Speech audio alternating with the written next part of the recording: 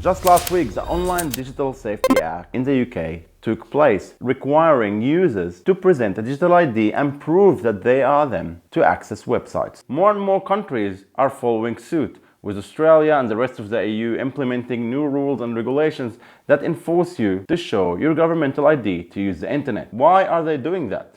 And is the internet as we know it is gonna change forever? Let's find out. What is the stated goal from all of this? At the moment they say it's to protect the children. But to protect the children, we all have to issue government IDs to prove our age. Isn't there a better way to do it? Or is it at all about protecting the children? Now this begs the question, whose role is to protect the children? The government is saying they're doing all of that to protect the children online. To some extent, there's some truth to that. Nowadays, the children are growing up in a world where it's littered with apps like TikTok and Instagram and social media and doom scrolling from a very young age with very limited supervision. But whose job is actually to enforce this supervision? Is it the government job to enforce the supervision and force us all to give up our freedom for that? Or is it the parents' job from home? I remember growing up, there was a lot of stuff as well that we were not supposed to do.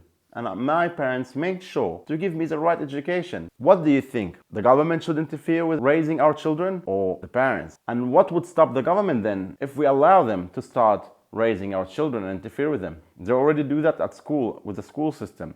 They already do that with our immunity, forcing us to take various drugs. And now they're gonna control what our children can see and not see online. And not just our children, all of us. So when would the government stop from breaching the family privacy? And would that mean that everything is gonna come out of our hand and becomes a governmental issue? Or do you think that some stuff like raising your own children and putting their education should stay within the family? That's a good question, and let me know down in the comment what you think. Another question to ask yourself, if the governments are so concerned about the safety of children around the world, wouldn't they ban weapons in America because it's the #1 killing of children in America? Wouldn't they support or put a stop to a genocide that's going now in Gaza, where the #1 of deaths of children is because of that genocide? Or wouldn't they stop famines that is going in Gaza and Congo and Sudan and other places around the world? Wouldn't they care about that more than trying to implement a rule that will protect maybe less than 10% of the actual children? So why, if the government cares so much about children, why are they not helping the real children that they need help? Why are they silent about more important topics and matters? That's another question that you guys should ponder about. And you should write down in the comments below what you think about that too.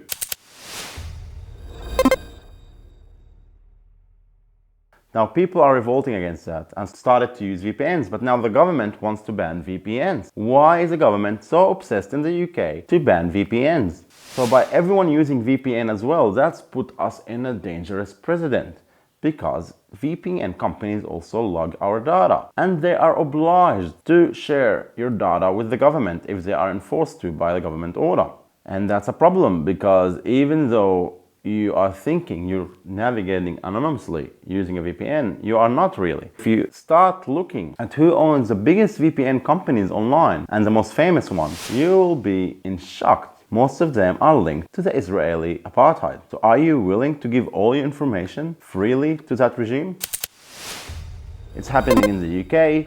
Australia is taking charge and full force to implement it at the same time. It's happening in the EU as well. For example, I was traveling through Italy and I needed to open a new ChatGPT account for various reasons, and they allowed me only to use it for 60 days before I upload a digital ID proving who I was to use ChatGPT. I already am wary of using ChatGPT just with my email because it links back to me, all the data I'm feeding it, right? And they all take this data and train the model, and they all have pretty good idea of who each one is. But now they're gonna confirm it and tie all this data to your government ID. Do they all really care about the children so much? And why all of them at the same time? How come? That's a good question, right? So what about the risks to freedom of speech and privacy, right? Imagine you're writing down a comment on a Reddit forum, yeah? And this comment doesn't sit well with one of the elites, and they trace it back to you, and they persecute you and decide to sue you. Now they can, because they have your digital ID. For a mere comment you wrote, maybe you're drunk, maybe you're thinking, maybe you're just upset and pissed off. Up till last year, we can do that freely. But now, are they gonna prosecute everyone who's gonna write a comment that they don't like? Remember when we used to think places like China with a digital score system was authoritarian, and we were criticizing them for that, and we were thinking, oh, look at the beautiful democracies we live in? Well, that's changing. We're becoming worse than China. Remember a few years ago when people used to warn you about how everything is gonna become centralized with one issued ID, with digital ID, how everything is gonna be linked to your governmental digital account. And we used to call these people, well, not me personally, but a lot of people still and used to call these people conspiracy theorists. Where are you now, guys? It is happening. A lot of people say also, it doesn't concern me. I do nothing wrong. But it's not just about you. And it's not about what you perceive to do wrong or right. You might be doing something totally fine, like criticize a political candidate. But for them, that wouldn't be fine. And under democracy right now, that works. But under digital scrutiny and authoritarian governments, this is not gonna work. You might be jailed, you might be locked from all your accounts, and a lot of terrible things might happen to you and your loved ones just because you're saying stuff they don't like.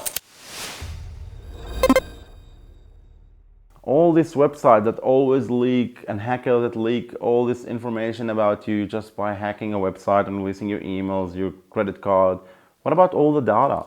The governments are asking the websites itself, the companies, the corporations to securely store your governmental IDs and data. But we know that these companies are not that secure. We know that breaches happen all the time. What about if all this data leaks to the wrong hands? People can use your names, your identity, to steal your money, to commit crime, and it will all go back and link to you. And how would you defend yourself about that? What if you just traveled around the world and someone committed crimes and the Interpol is looking for someone that's named you, has the same date of birth, has your identity, but someone else completely committed these crimes, and you'll get arrested in a foreign country? How would you defend yourself? How would you prove that it wasn't you? Why would you have to do that? Just because the politicians now want to control your freedom of speech over the internet? Because you are actually speaking about matters they don't want you to talk about? Because they just want to let legacy corporate media to dictate what's going on? Because it's easier? Because they're run by a class of billionaire elites? Lately, we're seeing a lot of journalists growing a spine, like Tucker Carlson. Now he changed completely since he went private, and he's speaking and exposing the hidden agenda behind these people. It's a good shift that we need to push for, and people need to speak about more and more.